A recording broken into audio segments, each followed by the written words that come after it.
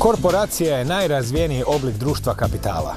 Korporacije se najčešće osnivaju kao dionička društva, a u onim doista gigantskim broj dioničara penje se na stotine, tisuća pa i na milijune, pogotovo kad je riječ o proizvodnim procesima za koje je potrebna velika količina novca. Zato korporacije imaju složenu organizacijsku strukturu s većim brojem poduzeća kćeri u svojem sastavu. Kako je utjecaj korporacija tijekom 20. stoljeća rastao, postao sinonim za bezdušnu težnju prema gomilanju profita bez obzira na posljedice.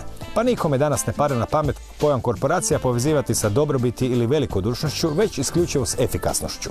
Kao pokušaj suprotnosti takvim principima, početkom 21. stoljeća nastale su takozvane B-korporacije, to jest benefit korporacije.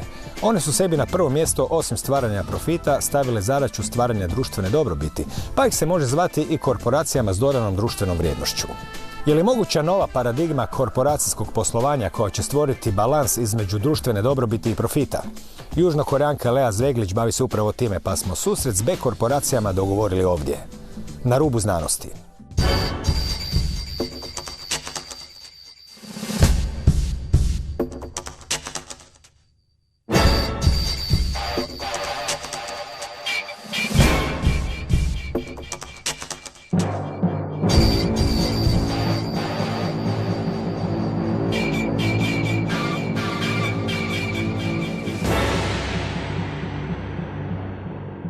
Dobar večer. Lea Zveglić rođena je u Južnoj Koreji, studirala na sveučilištu Zapadni Sidney, a potom poslovanje i organizaciju na Harvardu kod profesora Philipa Stonea, inače utemeljitelja pozitivne psihologije, što također nije nepovezano s pričom. Kao edukator i savjetnik živjela je u 10 zemalja svijeta, radila u preko 30, a projekte vodila u 10 zemalja svijeta. Ono što je vodi u Hrvatsku jest pokretanje nečega što se zove benefit korporacija, može se prevesti kao korporacija sa nekom dodanom društvenom vrijednošću. Dobar večer. Good evening. S obzirom da je pojam korporacija danas uglavnom pun negativnih konotacija, iz raznih kuteva gledano, uvijek se povezuju sa nekakvim ekstremno ogromnim institucijama koje su jako utjecajne i slično.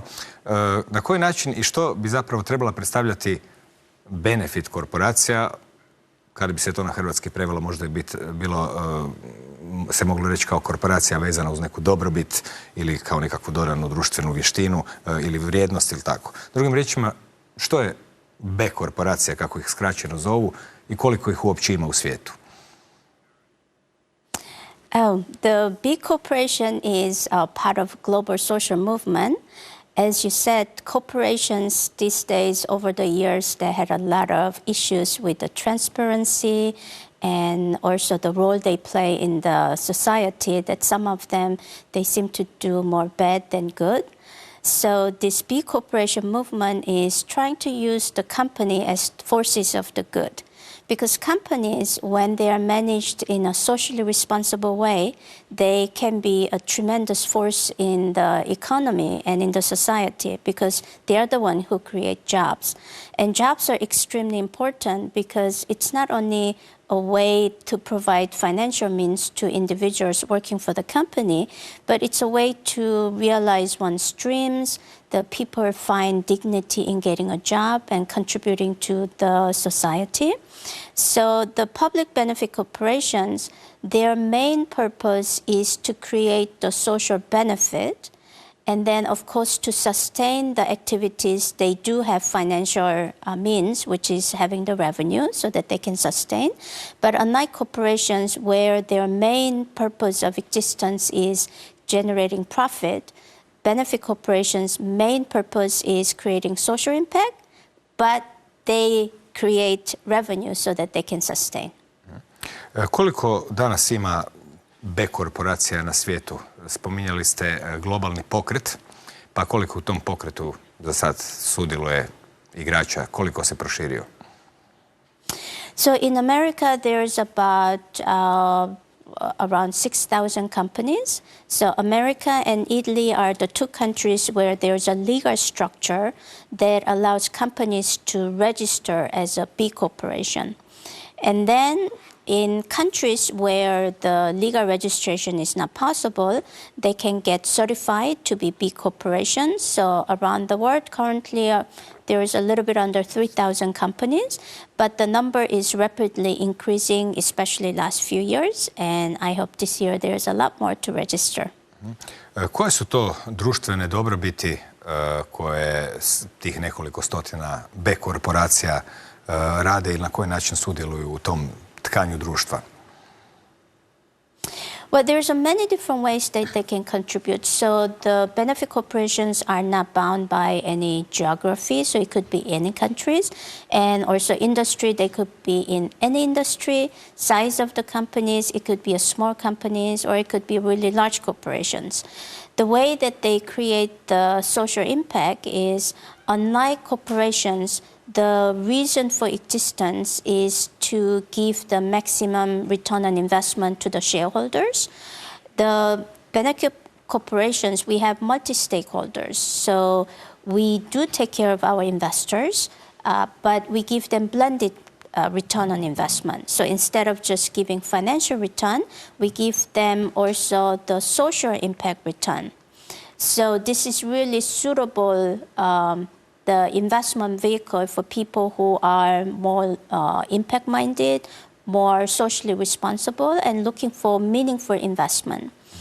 And then the other way we create the benefit is especially in the community.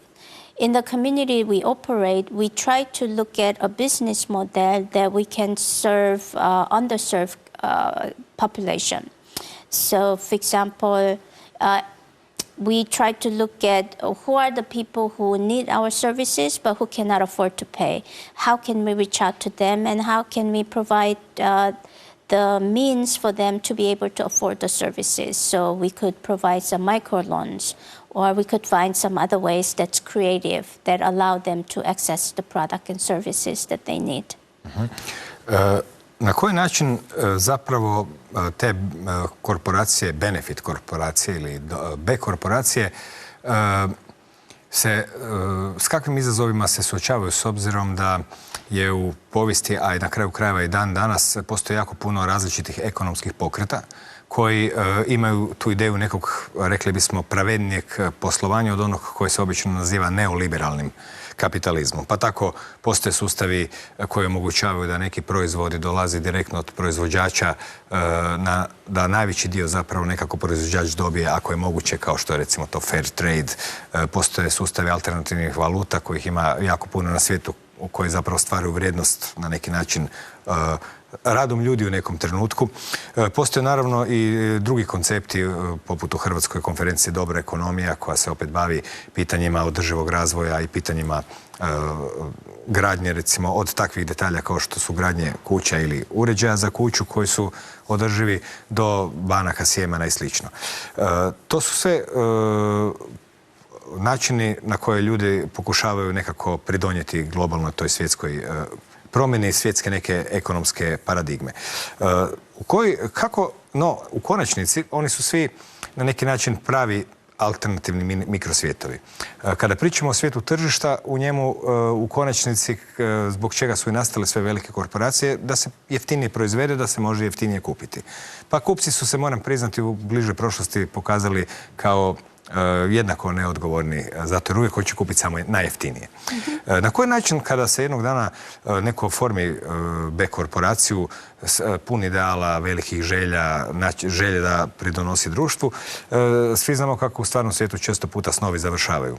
Problem jedan, problem drugi, račun ovdje, račun ondje, malo skratiš s ove strane, malo skratiš s one i pomalo se sve više približavaš jednog dana onom od čega si htio na početku pobjeći. Kako se nose u tom svijetu hiperprodukcije u kojem u stvari manji privatnici često puta i propadaju zbog niskih cijena koje omogućava masovna proizvodnja u udaljenim krajevima? Kako B-korporacije preživljavaju, s obzirom da one nisu niti dobrotvorne ustanove, niti nekakve mreže, nego tvrtke koje, eto, kako bi se reklo skraćeno, dobrota ima svoju cijenu. Pa kako se bore protiv toga da jednostavno ne budu nekonkurentni? Okay. So, yes, you're absolutely right. Over throughout our human history, we made a lot of different attempts trying to find the balance between doing good and also sustaining our economy. And our society has changed a lot, and I would say in a positive way. So in the past, around, let's say, around 40s and 60s, people were more concerned about having more revenue and making more money and becoming richer. But the society have changed to a point that, especially the younger generation, I find that there's a lot of hope that they are socially and environmentally more responsible. So you do see a lot more young people being very passionate about the social causes and really committing to themselves. And even environmental issues, you actually find that younger people are a lot more committed. And it's a good thing because, I mean, they are trying to create a better world for themselves because the previous generation, yes, we developed economy, but in the process, we also destroyed a good part of our world. So as long as there's more and more of these conscious-minded people, I do believe that there's hope for our economy and also hope for benefit corporation. So the benefit corporations, the way that it operates is, unlike nonprofits where they don't have any revenue, so they have to always rely on the donation, which is very time-consuming and also sometimes compromising because it's the donors who call the shots. So sometimes, you know, when corporations make a donation to nonprofit, they give a condition saying that with our donation, we want you to do this, but not that. So it's very often nonprofits are caught in the middle that they want to do and they want to do good, they want to be really fully committed to their cause, but they have to compromise to sustain. Corporations, as you mentioned, and especially over the last decade, there's been so many different scandals of misusing the corporate money, not being transparent, lack of governance, and all those things. And then benefit corporations stay in the middle. So we are trying to bring what is good from the nonprofit world, which is really committing to the social benefit and for the bigger cause. And then what is good from the corporations are good at is operational efficiency. They have very good management practices that run the organization in a very efficient way, so you actually produce a lot more result with the less resources. So when you combine these two, actually it's a very, very viable vehicle that you manage a company that's driven by purpose, that's driven by mission, and people are guided by strong values. At the same time, with the revenue that you generate, you run very, very efficient organization so that with the less money, you create more impact. And then at the end, of course, you try to have some profit left so that you can reinvest for scaling up the business, or you can give it as a profit sharing to people who contributed to growing the business or to the investors. So it is very scalable, very viable, and I find that this is actually the future of the business. Kada je nastala prva B-korporacija, kada je uopće ta ideja dobila svoj oblik i ime?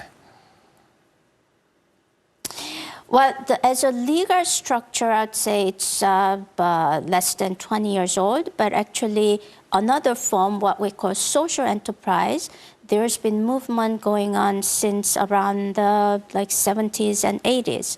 So this is not something really new, but I would say it has evolved over the years and then it's scaled up. So now it's becoming really stronger force, global movement, rather than just few individuals trying to attempt this and that. Možete li izvući neka tri primjera konkretna, bilo koje tri B-korporacije i načine na koje oni pridonose zajednici u konkretnom smislu, s obzirom da je jako puno načina kako se to može napraviti kada se kaže generalno, ali poznato je da jedna slika govori više od 1000 riječi, pa će možda i par primjera to dobro osličiti. Recimo, spomenuli ste da u Americi ima najviše B-korporacija tih. Pa na koji način u praksi kroz 2-3 primjera će biti jasno su one povezanije sa društvom i na neki način nalaze razlog zbog čega ipak pristupaju profitu iz jednog drugog kuta. Nekoliko primjera možda tih dobrobiti, da. One of the company that I admire is Patagonia. So they're a company based in the west coast of America, and they make outdoor equipment and clothing. And so it started as a small company. The founder, who was really passionate about outdoor activities, and he realized that there aren't really proper clothing. So he started making this and then selling through the mail order catalogs. And then the company became very big when the leisure activity became very important in American life. And then what he decided was that, well, I'm going to build a company that will be my legacy. So he did a lot of innovative things at that time that people weren't thinking about. So, for example, he hired a lot of women. And then he realized that women, they tend to be a lot more productive when they know that their kids are well taken care of. So he set up a daycare in the office so that people who have young children, anytime they can tend to their kids. And then they realized that actually all these outdoor activities, it's not only for people who have a lot of money, who have leisure time. Actually, this is really good for underprivileged young people to get them focused and to learn the importance of self-discipline and importance of pursuing something even when it's hard, because outdoor activity require a lot of physical strength and the determination to finish climbing and going all the way up to the top, even though it's hard, and then coming down and all those things. So he started helping young people to participate in those activities. And so slowly company became really big. And then at this point, the company is really big with a few thousand employees and highly profitable. And they are highly respected in the community. All the employees, they are co-owners of the company, and they really do great things. Spomenuli ste da ste, vratit ćemo se možda na još koji primjer, spomenuli ste pitanje vlasništva, odnosno da su svi uključeni, također i suvlasnici. Je li to pravilo kod B-korporacija, neki trend ili slično? Mi smo inače nekad davno u ovim prostorima imali taj sustav u kojem su tvornice pripadale radnicima. Tog sustava danas više nema, ali eto, danas vidimo u B-korporacijama dionice pripadaju radnicima. Pa koliko je to česta pojava? Je li to standard B-korporacija da su svi zaposleni vlasnici dionica? Što se događa s novima koji dolaze, sa starima koji odlaze? I na kraju krajeva, kad neko pokupuje sve dionice, uvijek može postati jedinstveni vlasnik. Okay, so it is not mandatory for B corporations to have the shared ownership. It is highly recommended, so it's up to the companies to decide. And then how they structure it is up to the companies to decide. So a lot of times you will notice that majority of B corporations, they are structured as a co-op, so that all the ownership is shared. But it is not mandatory, it's optional. But the minimum what they recommend is, so first, having the sense of equality within the organization. One of the issues that's criticized a lot in the corporation is if you compare the income difference between the lowest paid person in the company to the highest person at the top, the ratio is just out of proportion. So if you are a CEO of a large corporation, besides the salary or the benefits and the stock options and all those things, sometimes you might get paid about 2,000 times more than the person who is paid the minimum wage in the company. And globally, this gap is widening. So people who are at the top, they get paid more and more, and people at the bottom, they get squeezed more and more. And then you know that in the corporations, especially since financial crisis, they keep downsizing. But what they mean is the companies are still growing, and they are growing the companies with less number of people. So what's actually happening is usually you have 3 people's job, but you have 1 person's salary. And so there's a lot of that kind of issues in the corporations.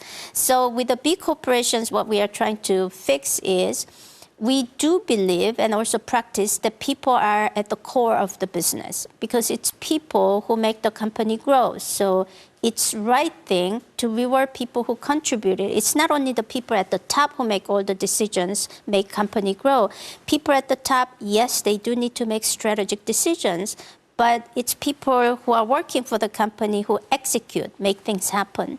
So the way in the big corporation, the shared ownership is you can, as I mentioned, you can have aggressive shared ownership as a co-op, or you could have incentives like what we call dynamic equity, that based on your contribution and your performance, you own the shares in the company so that you can participate in the profit sharing.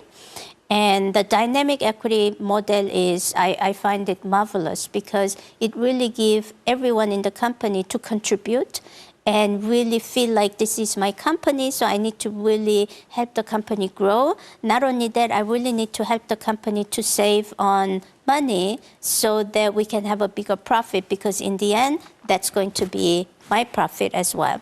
So it really changes the mindset of people working for the company, and that's in fact the most important thing. Spomenuli ste da ponekada raspon između najniže plaćenog čovjeka u nekoj velikoj korporaciji i direktora može biti po 2000 puta. Što pokazuje praksa ili možda čak i pravila, u kojim rasponima se onda taj odnos kreće kod B-korporacija? So again, in the big corporation, we are not trying to be so prescriptive. So we are not saying the ratio has to be like 1 to 50. But we are just recommending within the company, try to find the balance. So for example, one of the big corporation that I manage, actually we will discuss within the team that, how much do you think the person should get paid? So we will have the team review. And then team will decide, yes, I think that person should get paid more because that person is contributing this much. Or the other person might say that, no, I think that person shouldn't be paid that much because actually we feel that his contribution is not as much. So I find the most important thing is the mindset of working as a team, that it's not me, that I am the smartest, that I am leading the rest of the people, but actually we are working together in a team. And the rest is also respecting other people and the relying on other people. So I would say interdependence is extremely important in the big corporation. Spomenuli ste prije da u Americi postoji zakonska osnova za registraciju B-korporacija. Pa koja je razlika u registriranju B-korporacija u odnosu na bilo što drugo? So when you register as a B corporation, your requirement is you exist to create social impact. So that's the most important reason why you are registered as a B corporation. So when you are filing annual report, that you have to show that you created social impact. And then, yes, you also do typical filing as a company, that what is your financials and what's your profit. But you do have to show that you created a social impact. So you need to have ways to measure what kind of social impact you created and what's the value of that social impact. And then also within the board, there is benefit officer who is in charge of overseeing all the social impact activities and making sure that at every level of operation that you are paying attention to create social impact and you are being very mindful about it. Zbog čega bi uopće netko registrirao B-korporaciju koja ga obavezuje na nekakvu društvenu dobrobit, kada može na bilo koji način registrirati tvrtku na neki drugi način, pa onda po svojoj želji ili volji, afinitetima, bez obzira je li se registrirao ili ne, ako baš želi činiti dobro, nikoga ne sprečava. Drugim riječima, koje bi bilo uopće prednosti? Zbog čega bi itko si tako komplicirao život umjesto da se ostavi jednostavno otvoren prostor? Well, you are absolutely right that in a way, people who register their company as a B corporation, they are complicating their life, but they are showing the commitment. Because when you just register a company as a corporation, then creating social benefit is optional. So, and then, in fact, a lot of these companies these days get criticized a lot because they squeeze people, they squeeze their customers, and they actually do damage to the community they operate. And then when they have profit, they give a small portion as a donation, and then they think that, oh, I'm done with my social responsibility. So that's kind of faking. So with a B corporation, they are saying that, no, I am really seriously committed, so I'm gonna make myself be transparent, and even though it means that I have extra requirement, I'm going to follow it because I really mean what I say. Kada već benefit B korporacije razmišljaju o dobrobiti za društvo, pretpostavljam da možda to utječe i na izbor onoga čime se bave. Nekako mi je teško zamisliti da bi netko osnovao B korporaciju pa vadio naftu, recimo. Ne? Pa koja bi to bila područja, ako se mogu uopće neka istaknuti, ili bar usmjerenja koja su se do sad kroz praksu pokazala da ih B korporacije na neki način, možda ti ljudi koji se tako osjećaju, koji baš, kao što ste rekli, si kompliciraju život prijavljujući se na taj način, koja su područja kojih najviše privlači u poslu? So again, being a B corporation, it's not really sector bound, so it could be in any sector, but I will give you an example. So for example, education. Even though most of countries have the national education system, and there's a population that's left out. So there are a number of benefit corporations who focus on education, especially targeting this kind of underserved population. So it could be, let's say, if your national education system is up to high school, there might be population who, after high school, they want to continue but have difficulty continuing their education, and you could target to those people. Or maybe in your education system there's some inefficiency, so even after getting the high school degree that you have difficulty getting a job, then the education institute could provide some vocational training or some preparation for people to be ready for the job. Education could be focusing on people with learning disabilities, because those are segments also, especially in the public education system, that they don't get enough attention. So education is one good area. Another area is our food ecosystem, because currently our food distribution system, food production and distribution system is not really very efficient. So yes, there are people who are growing organic products, but also at the same time there is a statistics that shows that somehow there seems to be a lot more organic products available in the supermarket than what's produced. So there's some gap. Neka čarolija se događala. Yes. And then currently agriculture is becoming more industrialized. So a lot of small farmers are closing their farm and moving into a city because they cannot sustain themselves. So there's a lot of the kind of food-related the benefit corporations, starting from micro farmers co-op to having more sustainable farming and improving also the distribution, trying to get the good product directly to the consumers, and also the consumers being more aware, and then trying to find the ways to get to the better product in a quickest possible way. Kada se u vašoj biografiji piše da ste na Harvardu studirali kod profesora imenom Philip Stone, koji je inače utemeljitelj nečeg što se zove pozitivna psihologija. Pa kada smo već tako pozitivni, pa tu ove korporacije pune dobrobiti, to sve sigurno ima neke veze. Što uopće jest pozitivna psihologija u ovom stručnom značenju te riječi? So positive psychology is, again, drastic movement in the field of psychology that started about 20 years ago. So psychology has established firmly in our society as a science that helps to understand people. But until positive psychology came out, psychology was used more in a negative way. So we wait until somebody have a problem, then we use psychology to treat them. So let's say somebody have a depression, then after depression symptoms are really pronounced, then the psychiatrist will figure out, oh, okay, why are you depressed and how we can help you, and then they will do the therapy. But the problem of fixing after something is broken, it is never as good as when it was originally not broken. So it's never whole. So the group of psychologists studied questioning. I mean, we have this great science of understanding human nature. Why do we wait until somebody have a problem?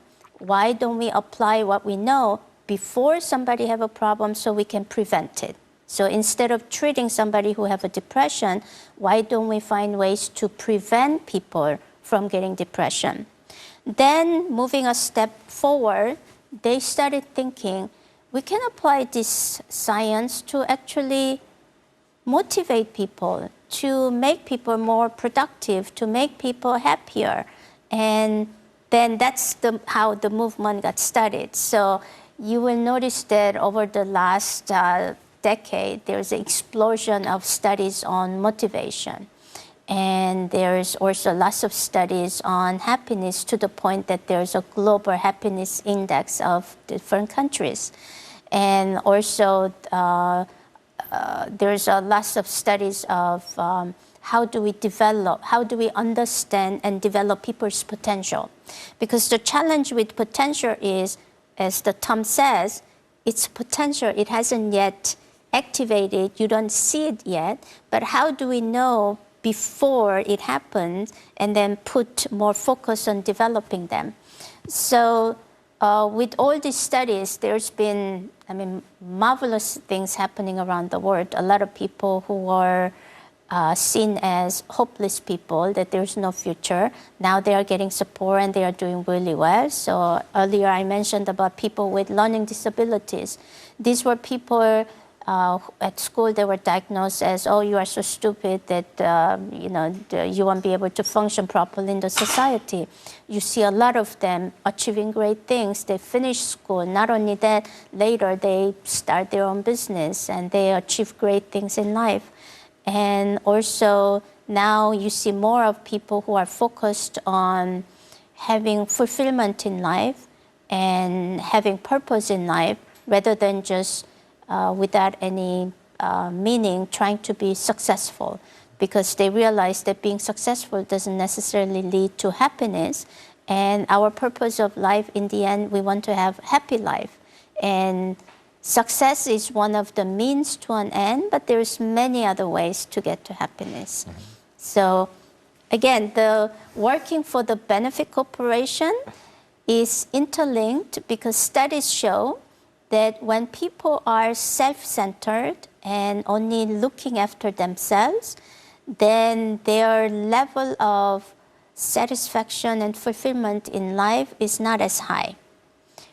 On the other hand, when people are thinking about bigger things other than ourselves, and they have a sense of purpose in life, and they are guided by strong values, and they know that what they are doing is helping other people, they have such high level of fulfillment and satisfaction in life, and they tend to be much happier people.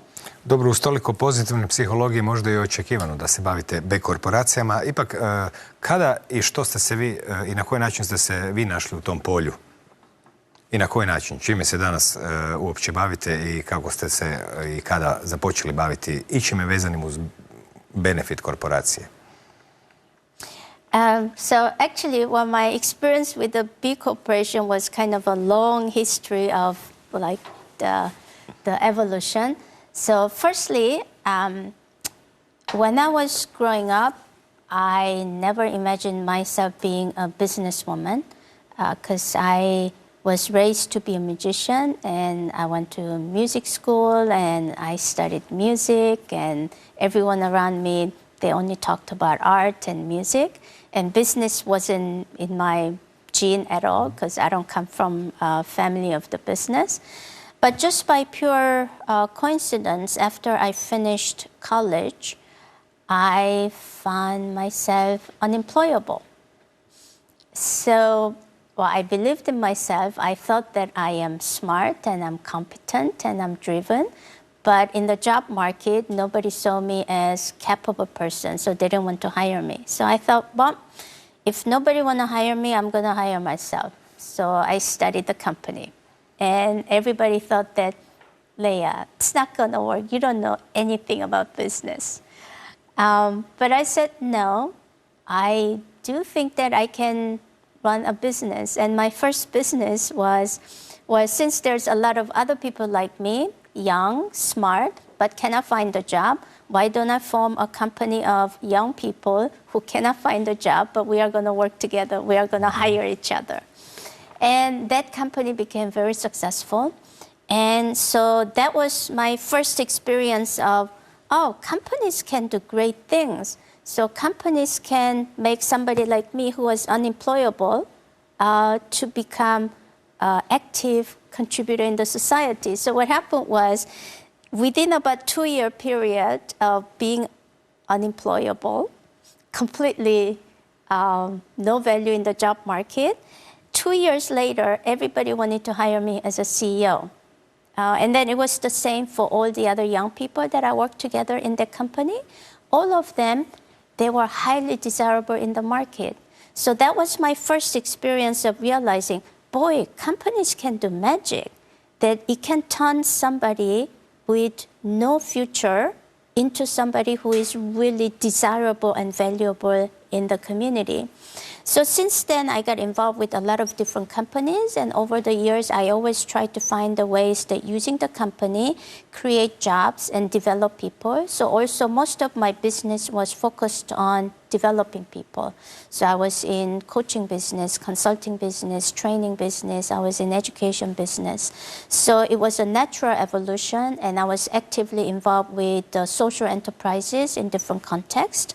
And then when this the B-korporation movement started, I was so excited because this is, I was busy running the company, so I didn't have time to think about what will be the right structure, what will be the right mechanism. But somebody spent time figuring it out and then came up with this, idea.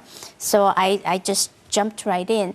And then besides this, the legal structure and the certification, there's a lot of other components that come together. So I mentioned you about the dynamic equity model. So there's somebody who really spent a lot of time thinking about what's the fair way of compensating employees who really contributed and who did more work than what the salary is paid for. And so this model really gives incentive for everybody to contribute.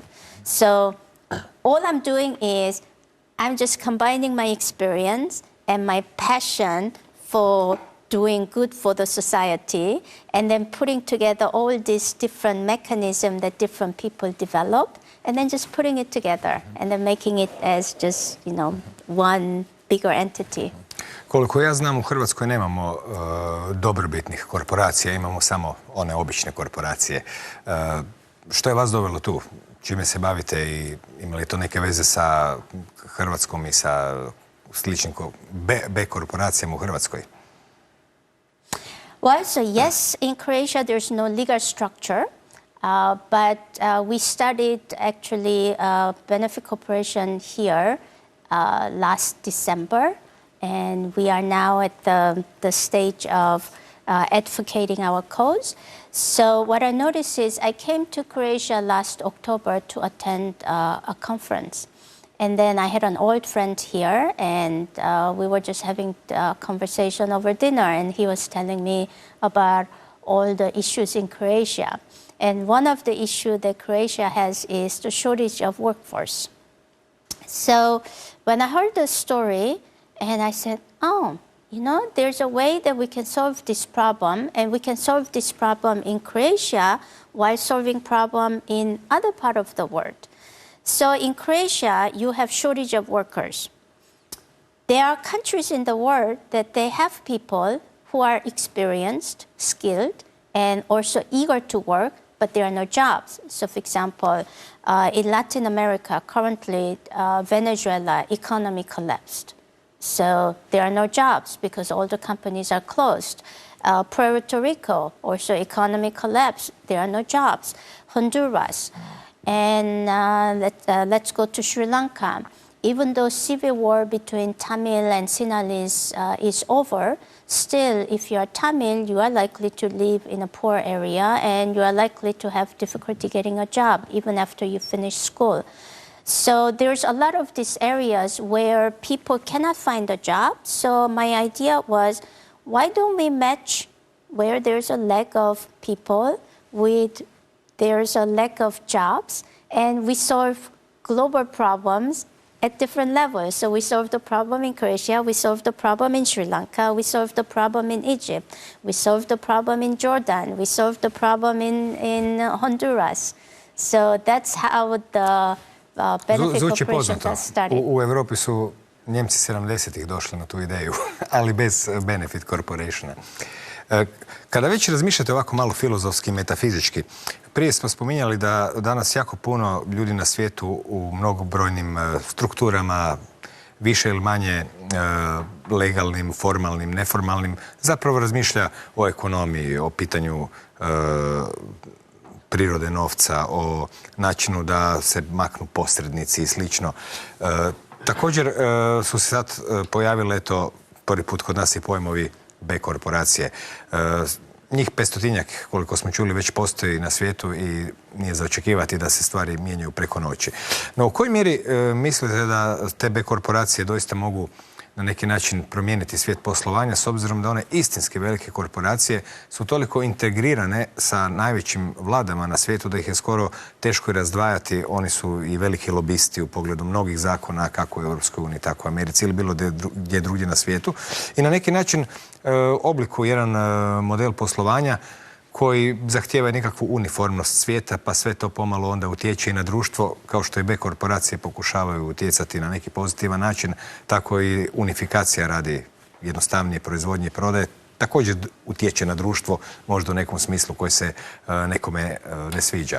Pa je li ostalo u vama još uvijek idealizma ili na koji način mislite da bi ovako dugoročno, ako se taj virus ljudi koji rade korporacije sa idejom da primarni interes zapravo bude dobrobit i naravno posao i sve drugo što to nosi sa sobom, u kojoj mjeri to može utjecati na ekonomiju doista, jer do sada su mnogi od ovih pokreta ipak ostajali nekako postotno jako mali i zapravo su postojali za neke koji to baš žele, koji baš se žele aktivirati, bilo kao kupci ili slično. Međutim, svi mi znamo koliko su ljudi ljeni i dok im nešto nije oko njih, neće se tako lako trgnuti.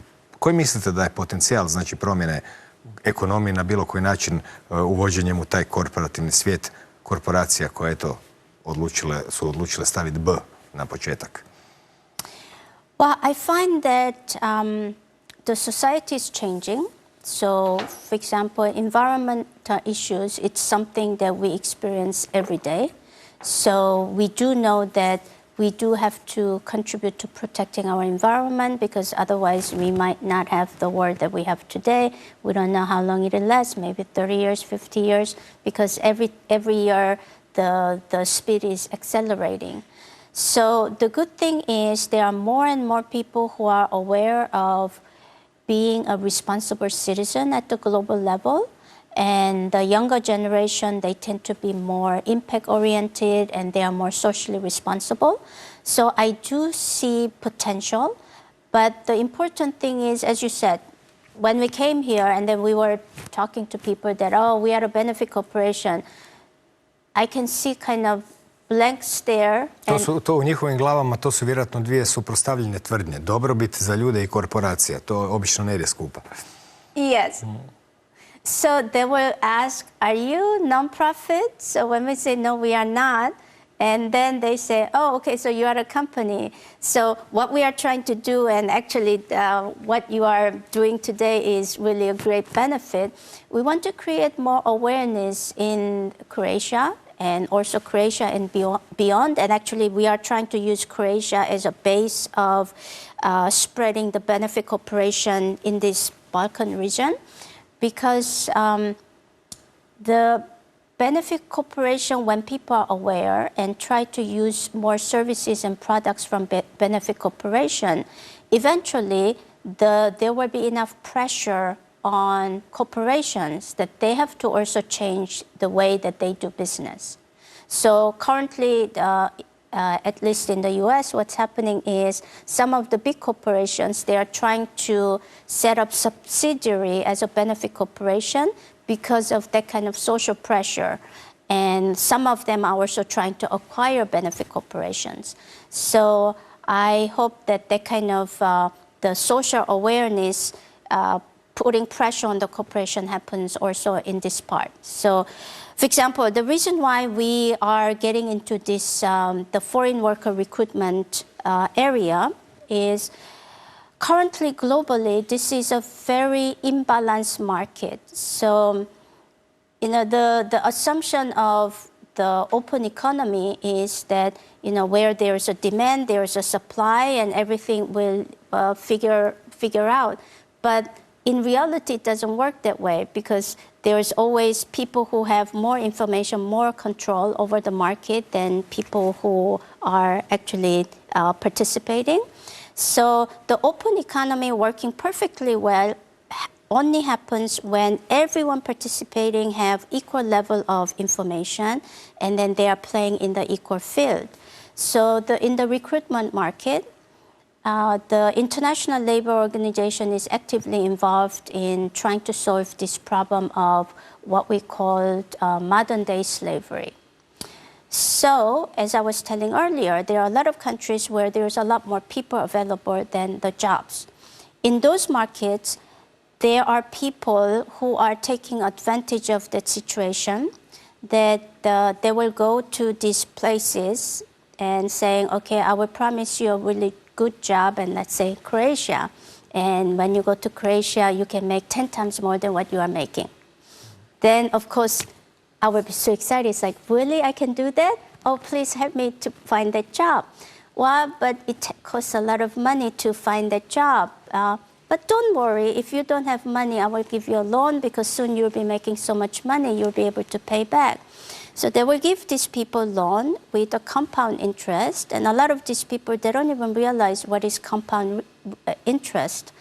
So they will end up getting a job with a huge debt just to get a job, and then they go abroad, and then just to pay back that debt, they have to work for a few years.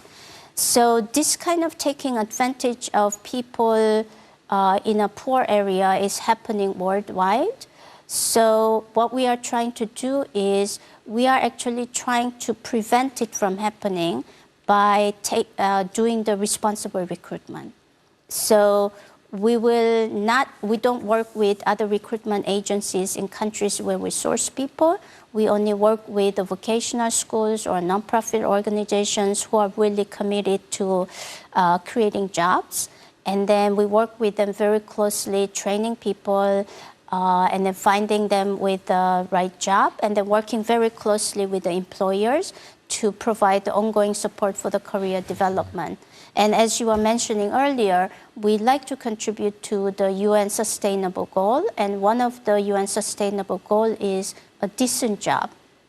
So not just any job where you barely make your living, but a decent job that you can be proud of. And then through the job that you can realize your dreams, and through that job that you can actually have a future, that you grow as your job grows. So that's the kind of job that we like to create in Croatia, and we like to really bring the right people into Croatia so that they can integrate into the economy, so that we can create harmonious situation for employers and also employees, and then grow the economy of Croatia. Gospođo Zveglić, želim vam puno sreće u tim vašim planovima vezanim uz dobrobit opću, lokalnu, manje lokalnu ili više lokalnu, i do neke sljedeće prilike, ako je bude, doviđenja. Thank you. Hvala i vama na pažnji. Već se barem stoljeće i pol ljudi pitaju je li moguće pomiriti dvije krajnosti. Na jednom kraju nalazi se ekonomija utemeljena na tržišnoj utakmici koja posljedično sa sobom nosi naravno lov na profit pod svaku cijenu kao uvjet opstanka, potom je sve to praćeno okrupnjavanjem tvrtki u nadnacionalne korporacije i u konačnici se pojavljuju negativne tendencije u ponašanju spram ljudi koja u takvoj podjeli uloga zapada samo dvije moguće uloge. Uloga zaposlenika ili uloga potrošača. Na drugoj strani pak nalaze se pokušaj ili ideje da se svijet krupnog biznisa humanizira, da možda usvoji još neke vrijednosti osim onih izraženih saldom na kraju godine. Jesu li te krajnosti pomirljive ili ne? Možda ćemo saznati s vremenom jer danas ga ima još samo za laku noć.